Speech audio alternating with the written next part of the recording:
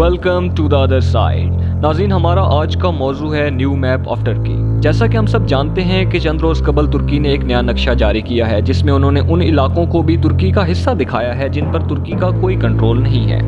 ایسا کرنے کی ایک بڑی وجہ یہ بھی ہے کہ 2023 میں معاہدہ لوزان ختم ہونے والا ہے۔ یہ وہی معاہدہ ہے جو 1923 میں کیا گیا تھا اور جس کے مطابق ترکی سے وہ علاقے چھین لیے گئے تھے جن پر سلطنت عثمانیہ کی اجارہ داری یا حکومت تھی۔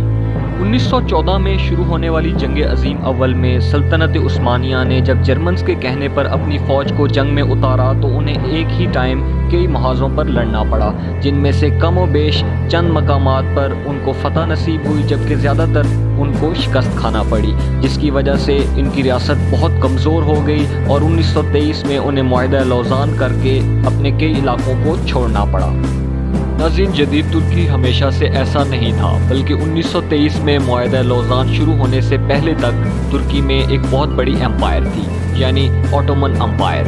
اوٹومن امپائر یا سلطنت عثمانیہ اس وقت کی بڑی ریاستوں میں شامل تھی جس کے انڈر کئی مسلم ممالک شامل تھے جو آج اپنی آزاد حیثیت رکھتے ہیں، جیسا کہ فلسطین، ایران، عراق اور حجاز مقدس وغیرہ۔ لیکن بات یہاں تک کیسے پہنچی؟ اس کی بڑی وجہ یہ ہے کہ ترک فوج یعنی کہ سلطنت عثمانیہ کی فوج نے بہت ہی کم وسائل کے باوجود جنگ عظیم اول میں بھی شرکت کی اور اس کے علاوہ کئی جھڑپوں میں بھی حصہ لیتے رہے، اور بات یہاں تک آ پہنچی کہ ترکوں کو اپنا ملک محفوظ بنانے اور اپنا ملک بچانے کے لیے جنگ آزادی بھی لڑنا پڑی۔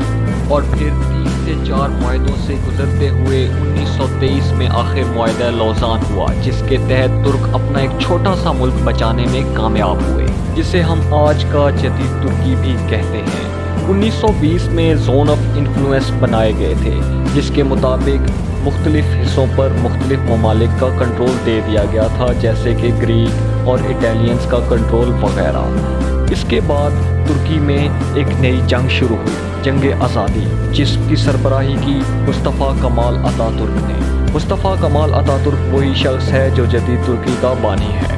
1919 سے 1923 تک ہونے والی یہ جنگ ترکی کو بنانے میں کامیاب رہی، اور اس کے بعد ایک اور معاہدہ ہوا جسے ٹریٹی آف لوزان یعنی کہ معاہدہ لوزان کہا جاتا ہے۔ معاہدہ لوزان کے تحت ترکی نے اپنے تمام وہ علاقے چھوڑ دیے جن پر سلطنت عثمانیہ کا قبضہ تھا، اور اس کے بعد ان ممالک کو آزاد حیثیت بھی دے دی گئی، اور ترکی اور باقی اس وقت کی سینٹرل پاورز کے درمیان ایک معاہدہ ہوا جسے ہم معاہدہ لوزان کہتے ہیں۔ اس معاہدے کے تحت ترکوں نے وہ تمام علاقے چھوڑ دیے جن پر سلطنت عثمانیہ کی حکومت تھی اور اپنے چھوٹے سے ملک کے ساتھ رہنے لگے۔